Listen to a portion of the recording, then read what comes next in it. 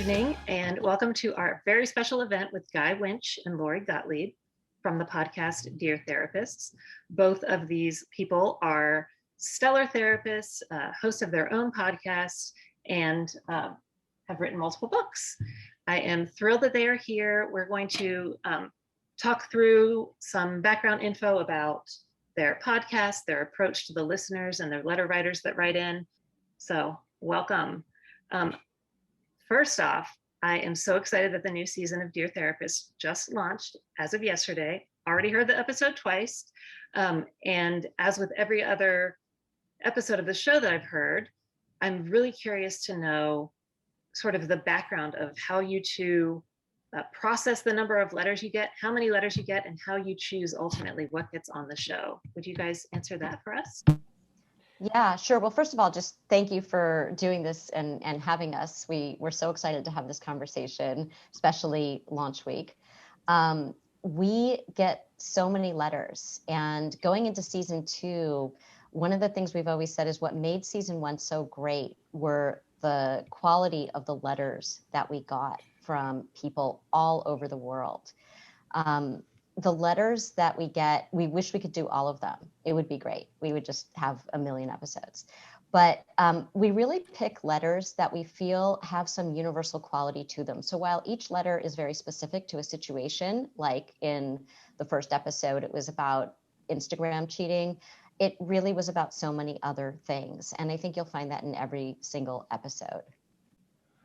We usually go through the mailbox on some kind of regular basis, and each of us will take turns, opening a Google Doc and saying, hey, what do you think of these? And then we'll kind of go through them together, the ones that we think might actually work, and then we'll choose. And it's really difficult because people write and they really want the help, and we really would like to help them. And as Laurie said, if we could do all of them, we would love to do all of them, but we can't. So we feel like, oh, but if we choose this, then we can't do this one and that person. So it's actually a very difficult choice that we make, but that's how we do it. We kind of like go through, see which ones we think will work, and then we have a discussion and try and work it out in that way.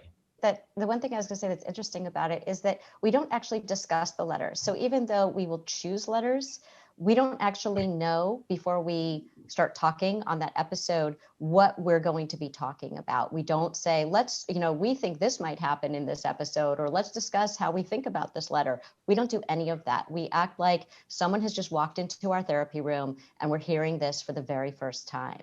And I think that's what makes the show so dynamic, is that it's not scripted. There's no agenda that we have in mind beforehand. We're just like, here's the letter. We have no idea what's going to happen. The audience has no idea what's going to happen. And here we go.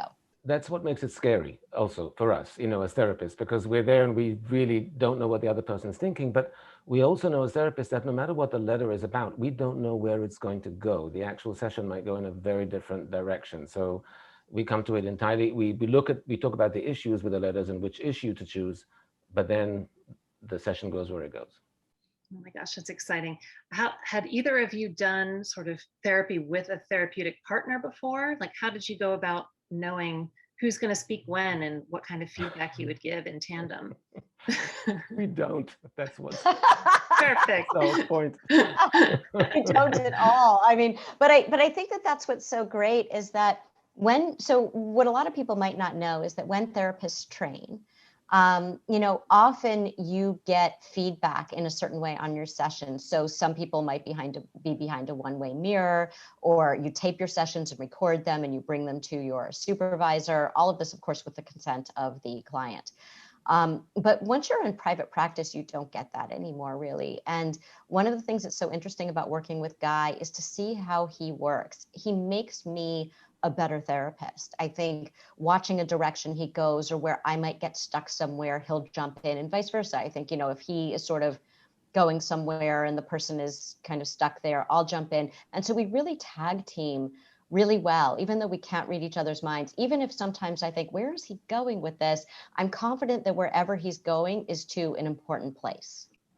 And I can say that I've many times over this past, year and a half since we started working together, in my own sessions that I do in my own private practice, I'll get to a moment where I literally say to myself in my head, I'm going to do a Laurie here.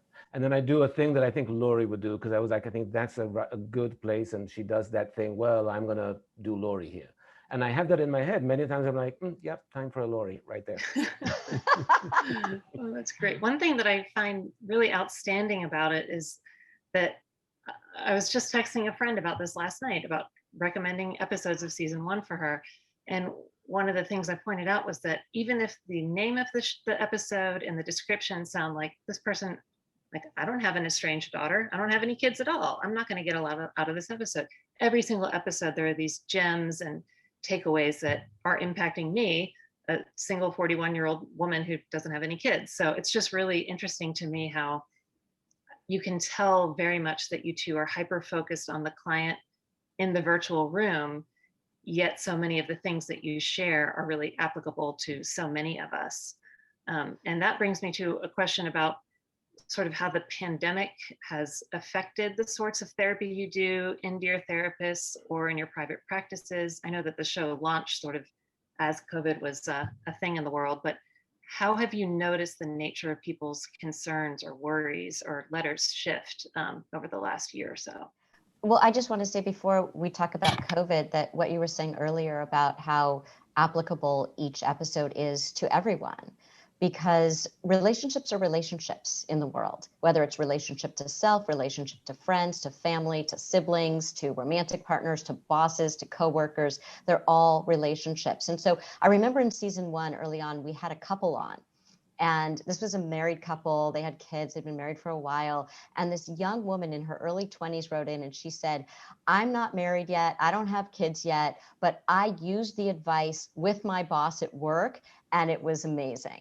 And so I think that that's the kind of response that we've been getting all through season 1, and we hope to continue through season 2, is that even if you look at the title of the episode and you say, well, that's not my situation, I would really encourage people to listen to the episodes, because our goal in putting them out there is to make these sessions accessible to everyone. Not everybody can or wants to go to a therapist, but you can get so much out of one conversation if you see yourself in some element of the struggle. And it's, a lot of it is the things that you can use in your daily life, no matter who you are, how old you are, what your situation is. And that's what we love about the show. And as therapists, we're trained to ask questions such as, so why are you doing the thing that you're doing? Or what are you hoping to achieve? Or how did that get set up for you in your earlier relationships or in your childhood? And then that is crafted around a specific issue, perhaps. But the question is relevant in a much more general way. And people hear that and they're asking themselves that question in the context of their own lives. And that's why you can learn a lot from it, because it's really about how to think about yourself, how to think about your situation, how to think about your patterns, how to think about the impact of earlier experiences. And that generalizes to everyone, truly. So keeping all that in mind, does that mean that maybe COVID era letters maybe weren't all that different at heart from what you had been getting previously? I think they weren't that different. I mean, I think obviously, many of them touched on how COVID was impacting these people, whether it was in a marriage or we had a teacher who couldn't be with her students and how that was impacting her. I think that whatever people were going through before the pandemic was amplified. So if a relationship was very strong, it got stronger. If a relationship was struggling or things were not discussed, this really came to light during COVID. But I think, again, that really what we're dealing with is just the human condition. And yes, there are going to be big events like COVID or, other things that happen, particularly in people's lives. But really what we're dealing with is, how do we deal with the daily stuff of life? And speaking of people's personal stories, both of you, in your talks and your books and occasionally in interviews I've heard, you'll reveal personal things about your own lives. How do you decide what you want to reveal to an audience where you don't know who's there? And how do you sort of ride the line of being someone like, I never met you until today, but I trust you both very much. But until you saw my face, you would never have known who I was passing you on the street. How do you balance that role of where people feel like they know you, but you really are still just a therapist to them? Like, how does that play out in your careers in different aspects? Well, Lori, why don't you take that first part? Because I think Sure. So it's funny because in Maybe You Should Talk to Someone, in my most recent book, I follow the lives of 4 very different patients. And then there's a 5th patient in the book who is me, as I go through my own therapy with my therapist. And I say at the beginning of the book that my greatest credential is that I am a card-carrying member of the human race, that I know what it's like to be a person in the world.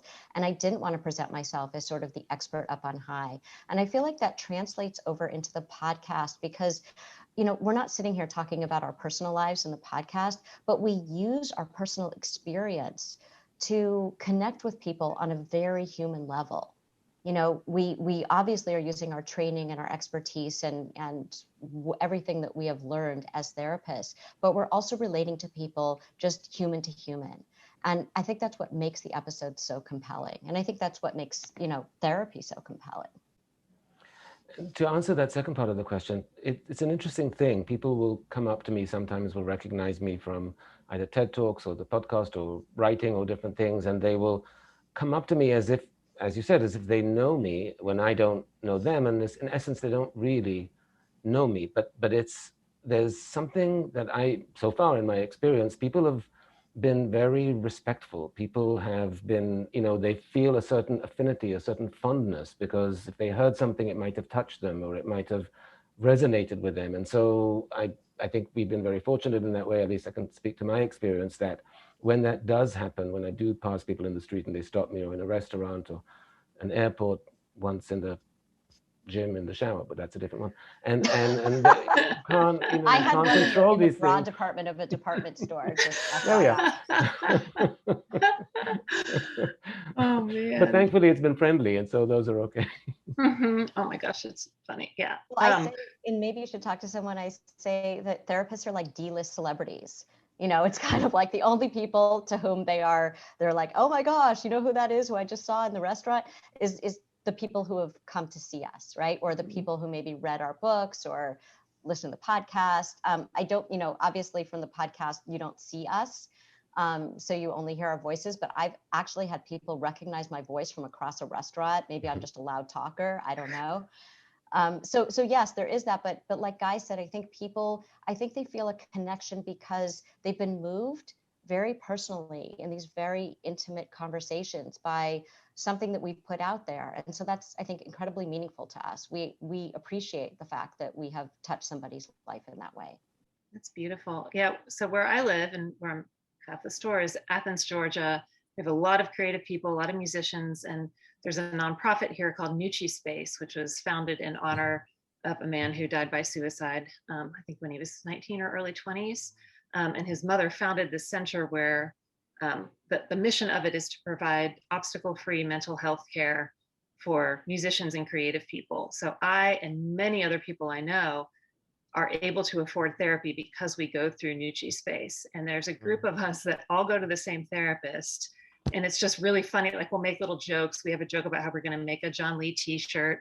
I told him about this event. I don't know if he knows how to Zoom, so I don't think he's here. But yeah, like what you're saying, just the affinity you have and the kinds of like skills and conversational tips you have from working with a particular therapist or listening to particular therapists host a podcast.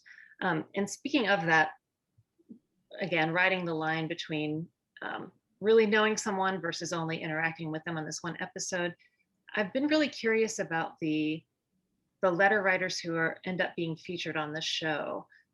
What is that process, the vetting process, like in order to figure out if, yes, this is the letter writer we want? And then what kind of conversations and things do they need to keep in mind when they are putting their voices out there, even if they are kind of masking identifying details?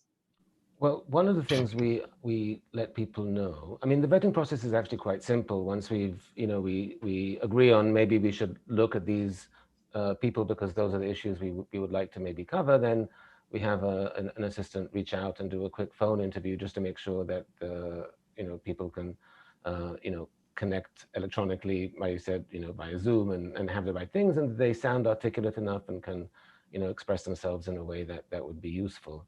But the vetting is pretty brief in that way. It's not that much at depth. What people need to know, especially people who are writing in, is that as in a therapy session, you can come with issue A, but everything has to be on the table, because if we think issue A is related to other things, we want to be able to explore those things, and we want to be able to ask questions about those things. And therapy is a very non-linear process. It zigzags all over the place because connections are made and patterns are identified by doing that. And that's kind of what we do within the podcast. And so we edit out any identifying information. So people really, we use pseudonyms.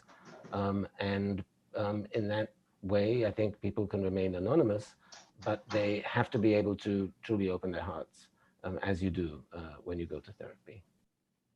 I really appreciate how in the shows, we can't see you two or the person you're speaking with, but you both do a really good job of saying, like, I see your eyes are filling with tears, or you looked away from us just then.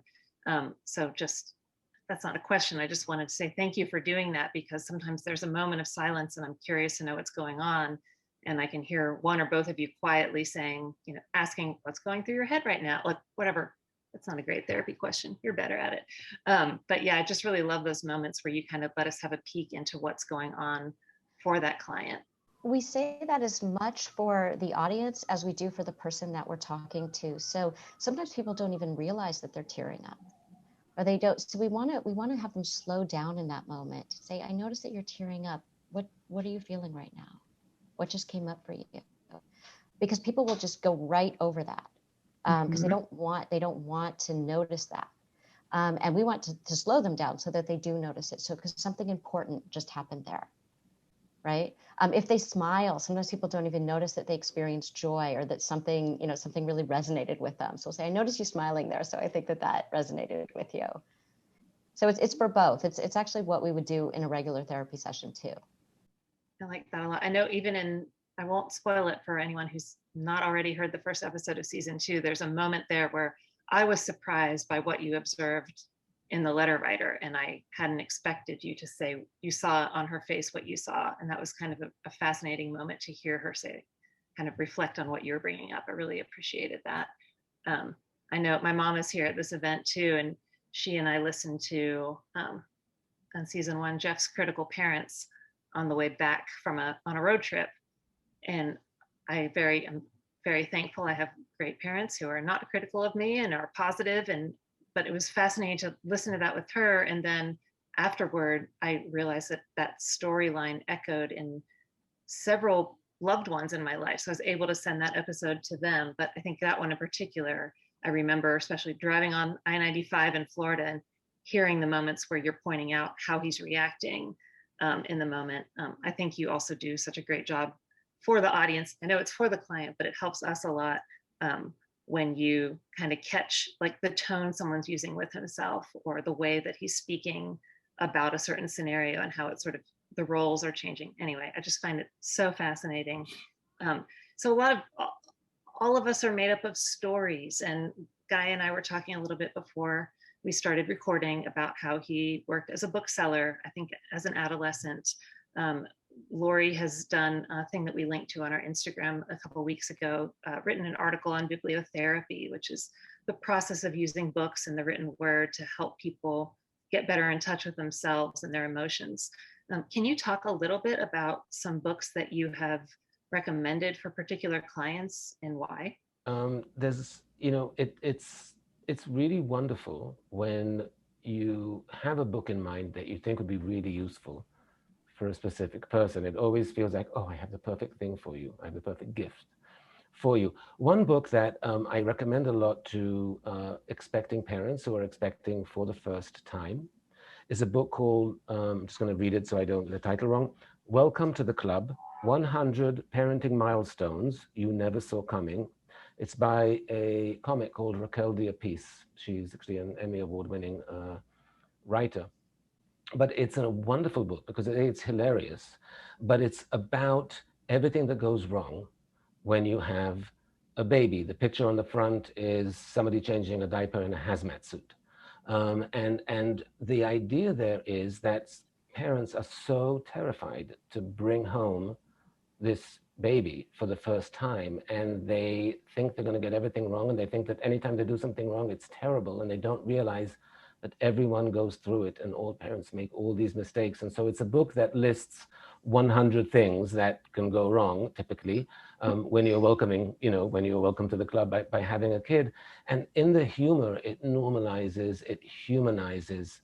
And I find that people, when they read that, it just lowers their anxiety tremendously by the humor of it. So that's one book I love recommending. I actually never thought I would become a therapist growing up, but I was an avid reader. And how this relates to your question is that I always found that novels were the really good ones, the ones that I would think about, the ones I would reread at different stages of my life, really had these deep psychological truths embedded in them. And that's what made for the kinds of characters that really lived inside of you. And I think when you're reading a novel and you have those moments of, that's me, right? I see myself, I'm not alone. And you think you were the only person who felt that, did that, thought that, and this character does things, says the same things. It's such an amazing moment of connection. And that's what books have always been for me. And so later, when I became a therapist, I was always recommending books, even in my training, when they said, oh, don't recommend books. You can't do that because you're supposed to be very neutral. And, and I was always like, are you crazy? Like, books are therapy. And that's why I wrote that New York Times piece about bibliotherapy. So I really tailor my book suggestions to the particular person. So it's something that comes up in the moment where, I'm like an encyclopedia with books. And so someone says something, I'm like, wait a minute, stop. There's this book you have to read, right? So for me, it's less nonfiction than it is great novels. But I will recommend nonfiction if there's something particular, like someone's struggling with, some of the themes even that we see on the podcast, but also in the therapy room, estrangement, partners who maybe have some characteristics of personality disorders or family members who do, books about, in fact, Guy just recommended a great book we just taped an episode for season 2 where he recommended a book on anxiety to the person. And she found it so useful, even just starting the book that first week. So books can be incredibly healing and informative at the same time. I do want to add to that. By the way, the book that Laurie just referenced is called The Anxiety Toolkit by Alice Boyes. I also get a lot of recommendations from my patients because they will come in and they're like, oh my God, I read something and it was so helpful. And I'm like, tell me what it is. And I'll write it down and I'll check it out. And it's very useful. In general, I get a lot of recommendations because somebody I work with read it and they were like, oh, this was very helpful for me. So it's a great, I'll check it out. I had that experience with Maybe You Should Talk to Someone where, interestingly, a lot of therapists did not know about it at the beginning. It was just, a very sort of general public kind of book. And so many therapists said, I heard about your book because a client brought it in and they were talking about it and I had to read it because they kept talking about it every week. And so it didn't go from therapist to client, it went from client to therapist. So Guy's right, books do go in the opposite direction. That's funny. Yeah, I'm a huge fiction reader. And I remember for a while in my mid-20s when I wasn't sure what my career was going to be, I was like, do I want to be a therapist? Because that's what I love the most about reading novels. And I do not hold the degrees that you have or the experience, but there is such an element to working in an independent bookstore where we get to know our community members. And I and my staff are really good at reading the emotions on someone's face and kind of helping them figure out what the next book is that's going to kind of help them move forward. So, and a lot of the time go ahead. Yeah, no, I was just going to say that's one of the things I love about independent booksellers is that you walk in and they know you. And if they don't already know you, they will talk to you until they do know you. And every book that I have gotten as a recommendation from an independent bookstore has always been one of the books that stays on my bookshelf forever. So meaning, I never give it away. It's always like one of those books that I have to keep forever because I think there's that personal element, just like therapists can very personally suggest something, so can independent booksellers. I think sometimes about that phenomenon of, I think most of the people I recognize in this conversation also made a lot of mixtapes with me growing up. And I remember the feeling of someone making a mixtape, and even if you didn't love every song, you understood why that person put that on your tape just for you.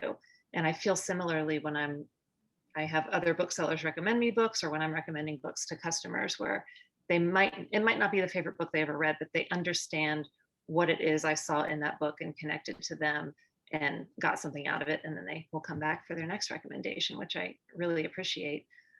I think one of my favorite parts of owning a bookstore is just all of the relationships that some of which I anticipated, but the relationships with my staff, with community members, with the book world at large and authors. I wasn't expecting all of that to be so rich.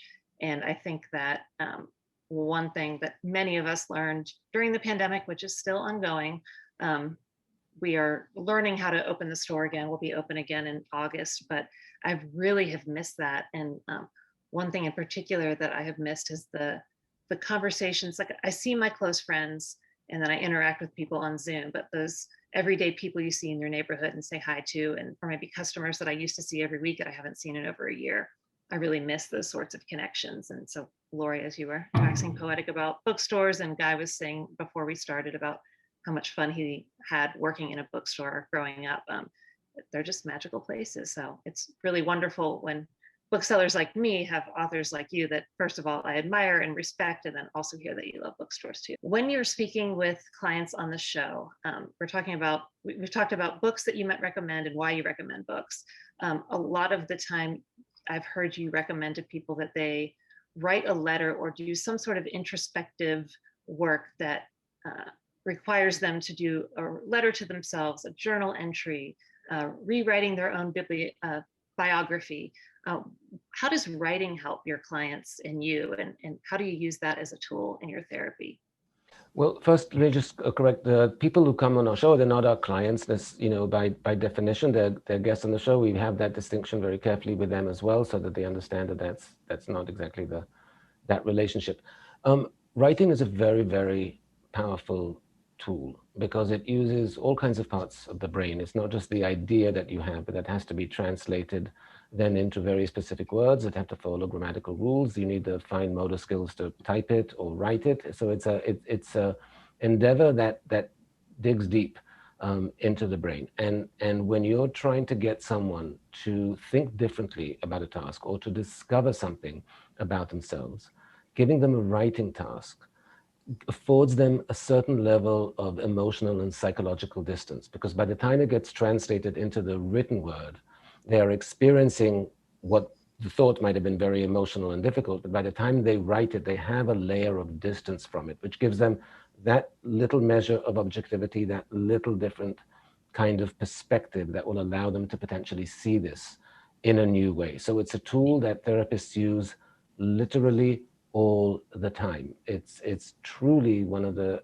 most common go-tos that we have, and we use it in very different ways for different people in different situations. We use it in the show, of course, all the time, but it's something that therapists use a ton because it's very, very useful and impactful to really see something in a different way than you might if you were just thinking about it. I think what happens is people come on the show and they'll often say, I've been dealing with this problem for years, and they're stuck and they don't know how to get unstuck. And you need to get them out of whatever they're doing, which hasn't been working. I think that most people truly know what they need to do. They just don't know what's getting in the way of doing the thing that they need to do. And what we do is we help them to do that through these various exercises. And just because it's a writing assignment doesn't mean it's the same. No two writing assignments are the same. So every time we don't suggest a writing assignment on every podcast, obviously. But when we do, it's very unique to that person and their situation. There are no two episodes where they have exactly the same homework assignment at all. So we just want to find different ways in. It's like I was a competitive chess player growing up, and one of the things that was really important was how do you get in there, right? If I make this move, they're going to make this move, and then I better adjust my plan and make this move, right? And so I think the same thing happens with therapy. As Guy and I are constantly thinking, it's very strategic when we're doing this. How do we get this person to the place that they need to go in order to have things change for them? Because really the show is about change and growth and healing and transformation. And we only have one session to do that, and we want to get as far as we can. And what we've been so surprised by is that even with that one session, people are able to make significant shifts in their lives. And in season 2, we have Where Are They Now episodes where we take the season 1 guests. So we don't just get the week update, but we get a year-long update, and we find out where are they a year later. And it's been so gratifying. We I don't want to spoil it. Guys looking at me, giving me the look like, don't say it. Because we have heard them now. We know where everybody is, but we are just blown away by it. And we think people are going to be so moved when they hear, where people are a year later after having just one conversation, not because we're so great, but because we moved them to a new place and then they took it from there. That's beautiful. And this, of course, again, is relating to storytelling and book writing. And there's one episode in season 1 where you have a guest, a letter writer, explore a situation in his life from his ex-spouse's point of view. And I was wondering if you could talk a little bit about, because we have a lot of readers in the audience right now, just that change of point of view and how that type of exercise in particular can help shift someone's perspective. Well, that was an exercise in perspective taking. That was a person who had cheated on his wife and then left her for that person, I think a month after the birth of their second child. So, and this person was actually a good person. They were a decent person, but they really had trouble connecting to the ex-wife's perspective of how their actions must have felt to her. And when we asked about it, you could see that there was a wish to connect, but he just couldn't articulate or see it from her perspective. And so we literally took him through an exercise that some of the feedback that we've gotten was, wow, that sounded so difficult. And my thought is always like, because we had to edit it down because it actually was even longer and good but for it this was difficult person. because it was difficult. I mean, I think It was emotionally very challenging because he literally had to put himself in her shoes and look and see the impact of his actions on her and tell the story. The exercise was from her point of view, from the beginning of meeting him, through the marriage and through the cheating. So it was a very difficult exercise, but he was really game to do it, and he was brave to do it. And he kept switching perspective back to his, and we had to drag him back. No, that's how you see it, but how would she see it? And it was difficult and it was painful for him, but he eventually got there and was able to connect with her perspective in a way he really hadn't been able to, despite being in therapy, despite thinking about this for a very, very long time. And for us, it felt really, useful to be able to finally get him across that line where, okay, now he can see it. But it's a very difficult lift for some people. this was the episode called Mike's Messy Affair. And we really wanted to go with that letter because I think so many people make assumptions right away. Like, he was basically asking what the cultural assumption was in his letter, which was, as Guy says in the episode, so this is a tell me I'm not a scumbag letter. Guy literally says that in the episode, because he wants to know, like, I'm not, like, tell me I'm not, everyone thinks I'm a terrible person for doing what I did. And, my friends won't talk to me. Nobody will talk to me, all of this. And, he wanted, he really was concerned about his children because he didn't want to lose custody of his children and all of those things. And I think that when you see the humanity in him and when you see him really be able to say, okay, the reason that I can't acknowledge how much pain I've caused is because of how much shame I feel around having done what I did. I wish that I'd handled it differently. I think ending the marriage was a good thing, but this is, his perspective. I think ending the marriage was a good thing, but the way I did it was a terrible thing. And for him to go through that, and you can see, how much he's struggling with it. But I also hope that people have so much compassion for him and feel, just how human he is and get past the what he did and more into the where is he now and what is he trying to do now with all of this. I remember that one in particular, making note of my own reaction to his tone, particularly at the beginning of the episode. And I thought, like, well, Janet, you don't have a right to judge him. But I also was like, oh, this guy, wonder what's going to happen. And just hearing just how his tone shifted and just the journey he went on was fascinating to me. And And I know, go ahead. He reminded me a little bit, totally different people, but in Maybe You Should Talk to Someone, the first person that you meet is this guy named John in the book. And he comes off as very abrasive, and some would call him narcissistic and insulting and all of those things. And he's very unlikable when you first meet him. And people, when they get to know him and they find out what's underneath that and why he is doing that, because people speak not just with words, but with behaviors. And sometimes they speak the unspeakable with their behaviors. And, you know, when you find out with John in the book, and then also, and John did not cheat on his wife or anything like that. It was a different situation. He was just very difficult to be around. And then you get to know him and you just love him. And people like John the most out of all the patients that I write about in the book, and just adore him and want to hug him and want to know how he's doing. I think with Mike in the episode, you know, there was a quality about him of, he had his own struggles too. He was so lonely in that marriage. He did not know how to talk to his wife. His wife didn't know how to talk with him. They both did not know how to communicate. And that's the part that's very relatable, is what do you do when you've never had that model for you? You don't know how to say how just desperately lonely you are, desperately alone you feel. You know, do you cheat? No, that's a choice, right? But he did, and now he knows to do something different. Now he's just learning, well, how do I communicate? What would that look like? I do want to add, when we discussed whether we should use that letter for the show, one of the things we thought about naturally is that, yes, it sounds terrible what he did, but he is writing to us. He is actually asking for help in resolving that very issue of, like, what does it say about me and how do I think about this? And that's a big step. You know, I mean, that's a big step forward in terms of, like, okay, there's something to work with there, because he's actually curious and he actually wants to think about these things. So that was what allowed us to say, yes, then let's work with him. Right. You can't help people who aren't curious about themselves. So often people will come into therapy and they're very curious about other people. Like, you know, why does my husband do this? Or, you know, all these other, why does my mother do this?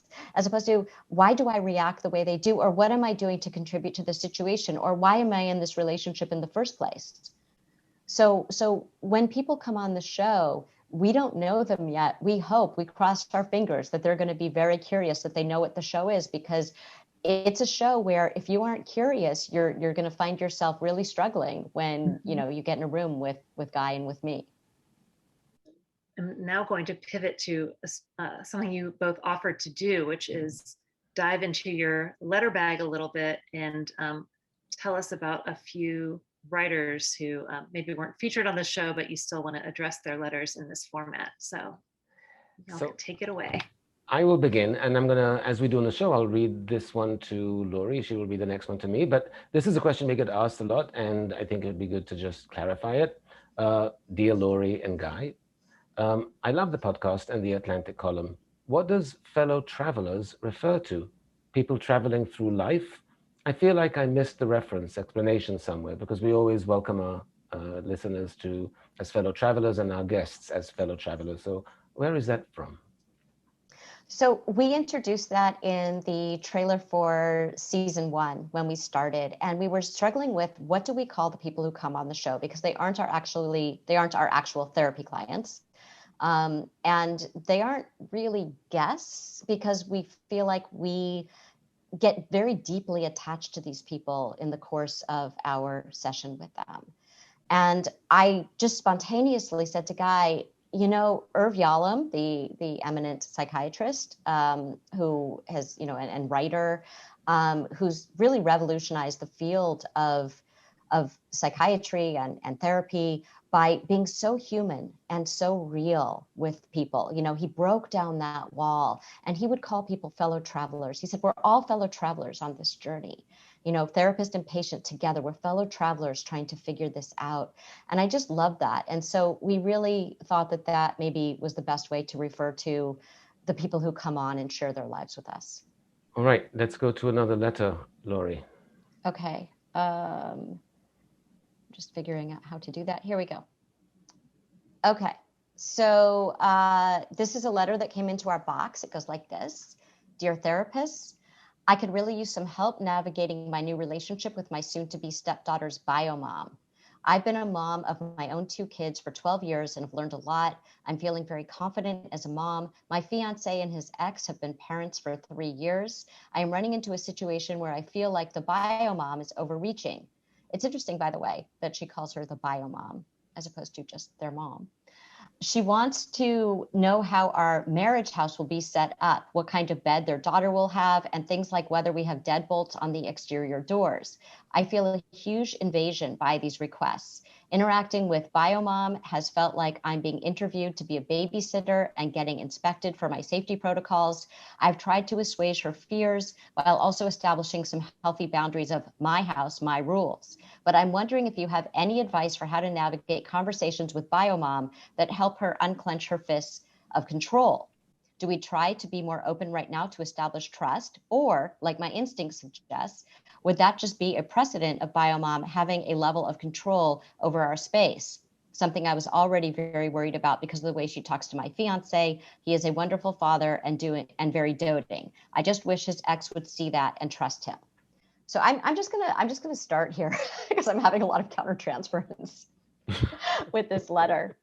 And by the way, that's a very real thing, for people who don't know. Countertransference is the therapist's reaction to what the person presents to them.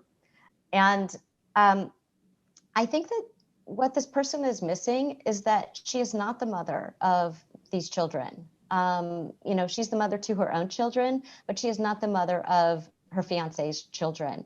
And she's referring to the mother of these kids' mother as the biomom, not even sometimes just biomom, which is kind of like she wants her out of the picture, it feels like. And my house, my rules, no, these are not your kids. So of course the mom wants to know, are there deadbolts on the doors and where are they going to be sleeping and what's going to be happening with my children? The way she's going about that is she's making a lot of assumptions about her role in this blended family. And I will add to that, I have less countertransference to this specific issue, though biomom does make me keep thinking about biohazard, and I don't know why, but I just, that was my association. I'm like, stop calling her a biohazard. But to me, the advice, I'll just get to what I would advise. Again, we're not talking to this person, we're not unpacking anything with them. But to me, what stands out is like, why is she the one negotiating with biomom? Why isn't the father of the children dealing with his ex-wife and coming to agreements with his ex-wife? And she should be talking to her fiance about, like, here's how I want to do things, because she's also bringing kids into it. Here's how I want to do things, in this place. And now that you know that, go and talk to your wife and come to terms with her. And if he needs to come back and then discuss again with the letter writer, would you be willing to do that or this? He may, but she's at the front of those negotiations when it's not her place to be at the front of the negotiations. And so either he's not stepping up, the fiance, or she's overstepping. It's one or the other. But the solution to it is let him deal with biomom. Well, also, I don't know that biomom's a problem. And I think that I don't know what the fiance wants. So nowhere in here was my fiance also feels this is a problem. So I have a feeling that she feels it's a problem, but I don't have any information about, does the fiance feel it's a problem, or is the fiance caught in this untenable position of, this person that I'm going to marry wants this, my ex-wife wants this, and I'm conflict avoidant, so I don't want to deal with any of it. Definitely the conflict avoidant, I would guess, but yes. Yeah. But I would just say this about blended families in general. We've had some full episodes about blended families. Mm-hmm. We had one in season 1, and we do have another one in season 2, different issues. But I think that people have to remember that there are many parents here. It's not that, certain parents get kicked out, that everybody is co-parenting in a certain way. And when people can get along and not try to control other people and be really compassionate and emotionally generous with one another, it's better for the kids and it's also better for the adults. And this whole like my house, my rules thing screams of just lots of issues around, control and lack of openness to what the mother of these children might be experiencing and might want for her own kids. And I just want to maybe generalize what I said earlier, just so, because I think it's applicable to many situations. For example, I hear we get a lot of issues in the therapy room about this person having a lot of trouble with their in-laws. when they're talking about things with their in-laws that they shouldn't be talking about with their in-laws. The spouse should be talking with their parents about them. And so it's often that often it's someone who is actually conflict avoidant, or who is too passive, or who is too, whatever the story is. But when the other person is stepping in to do that communication and negotiation, when it's not their place to do it, things often go awry. And it's often the issue of the person who needs to be doing it is not stepping up, or doesn't think they should, or the other person's overstepping. And that generalizes into all kinds of situations where there's a third party and someone gets stuck in the middle. It's the person who's stuck in the middle who needs to be speaking up more, usually one way or the other. So I have a couple more questions, but I'd love it if do you guys have one or two more that you'd like to read? One more. Okay. Yes, we can do that. Okay, next one. Dear therapists, I'm 46 years old and I'm about to move from Montana, where I've lived for all my life and where my kids and family are. I'm moving to Reno, Nevada, because my boyfriend of 1.5 years got a job down there, and it seemed like he was the one. So I found a job and started preparing to move to Reno with my boyfriend. On the morning we were set to fly to Reno to find a home, he told me he didn't want to live with me anymore and he isn't in love with me. I had already quit my job and had accepted a job in Reno. I was devastated, but not surprised. He had been dropping hints for weeks, and I chose to ignore them, blaming them on anxiety and the stress of preparing to move. The twist in the story is that my ex-boyfriend had learned I was moving to Reno with someone new, and instead of giving up, he aggressively tried to get me back. 2 hours after my breakup with my current boyfriend, I had a marriage proposal and an invitation to visit him in New York, where he now lives. I went to New York, but I'm feeling completely numb. The irony is, I always complained that he was emotionally unavailable, but now it's me who has become emotionally unavailable. My decision as of right now is to move to Reno on my own. I'm excited about the job down there, and I have been desperately wanting to leave Montana since my marriage ended. My question is, how did I become so emotionally unavailable? My ex-boyfriend is offering everything I wanted him to when we were together, plus a very nice life in New York. My question is, am I going through a midlife crisis? I feel like Reno offers me a fresh start and maybe a way to get back in touch with myself. Well, this is interesting because, we see this a lot where somebody is unavailable and then the other person becomes unavailable and suddenly they're very available, right? So here, just to name the players, the person who wrote the letter was not, that boyfriend had been unavailable to her. And then when he found out that she was moving in with someone else, suddenly he wants her back. And then 2 hours after the breakup, there's a marriage proposal all of a sudden, which is, extremely sudden. And so I don't know if, we just have no idea sort of, what's going on between the two of them.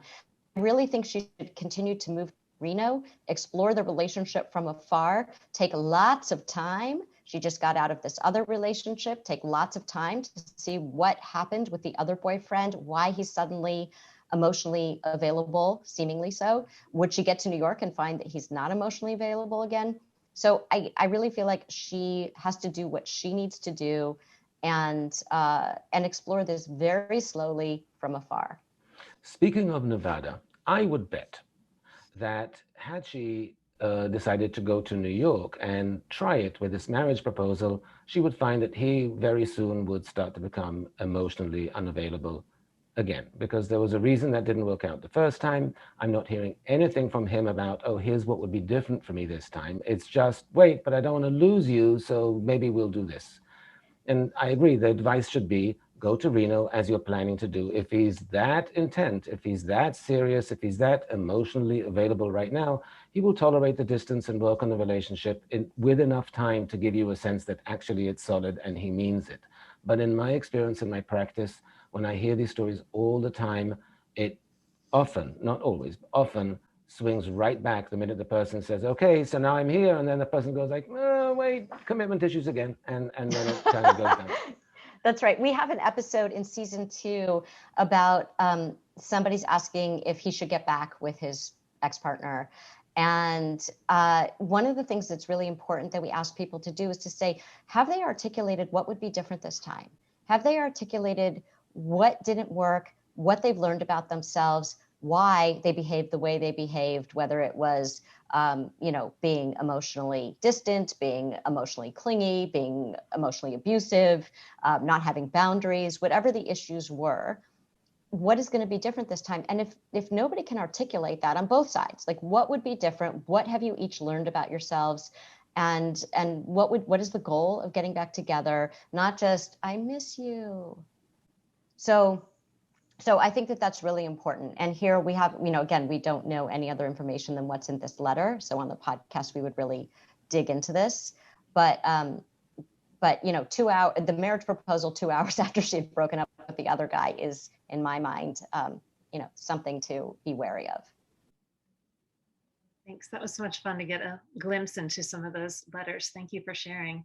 I think when I first started emailing with you two a few months ago, I was telling you that I was really nervous and maybe a little anxious about this transition that many of us in North America are having as we get out of pandemic life, and how many people who were in a more fortunate position like me got some time to sort of connect better with themselves and kind of quiet and figure out the parts of your life that you might not be benefiting from as much as you thought you were. But all that frenzy is moving back in again. And I know I'm exhausted. A lot of people that I care about are exhausted. And so I was hoping you could maybe give us some words of wisdom or things to think about as we start thinking about what comes next for us, regardless of what's next with COVID. How can we more meaningfully and mindfully move into what our futures hold?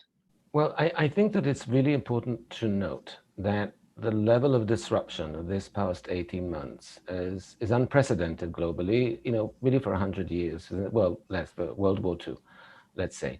And we've all been through something. There were incredibly scary moments at the beginning, and even the people who feel that they were less touched by COVID and its impact were touched in significant ways because they couldn't make plans and they couldn't go on vacation and they couldn't go to funerals and weddings either. And so I think that when we've been through something, it's extremely important to take stock, to process it, to ask ourselves questions like, what has this changed for me? How have I changed? What have I learned about myself? What are the changes I've made that I might want to keep? What are the things I really want to get back to? What does this change about how I feel about my relationships, my work? You should ask yourself all those questions because you'll be surprised at what the answers are. There's a impatience that a lot of us have of let's just get back to life. But we've been through something really significant. It's not about a rush back to life. It's about a question of what life do you really want to go to and what life is best suited for you now that you've been through something that's taught you about yourself, your relationships, the people around you. So we should really take the time to do that exploration. And just one last thing I'll say quickly is that my concern is that it's not going to be a linear return to life. It's going to be 3 steps forward and then 1 step back, and then 2 steps forward and then 1 step back. And people are going to get really fed up and impatient. But the issue is use that time. Every time there's a step back, use it to do this self-reflection, to do perhaps some writing, to do it in conversation with the people that you care about. Because I think it would be a really wasted opportunity to go through something so significant and not learn from it as much as you possibly can. And I think too, one of my favorite lines from Maybe You Should Talk to Someone is a supervisor said to us when we were rushing every day to get licensed and get all of our hours and be able to take our boards was, she said, the speed of light is outdated. Today, everybody moves at the speed of want.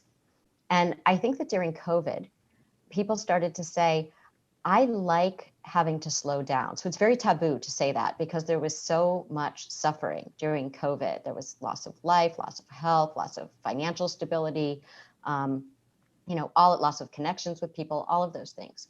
But there were a few things where people said, I like having dinner with my family. I like not having to commute an hour each way. I like being able to take a walk outside during the day. There were certain aspects of doing life a little bit differently that actually fed people and was really helpful in terms of their emotional health. And so I hope that moving forward, whatever that looks like, that people are able to find a way to maintain some of these changes in their lives that were really beneficial to them. I really appreciate that.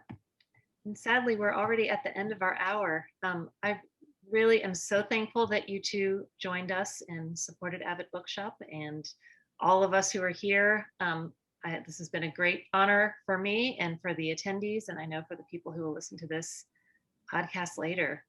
So thank you so much. I just am really thankful that you all, not just our featured guests, but all of you are here tonight.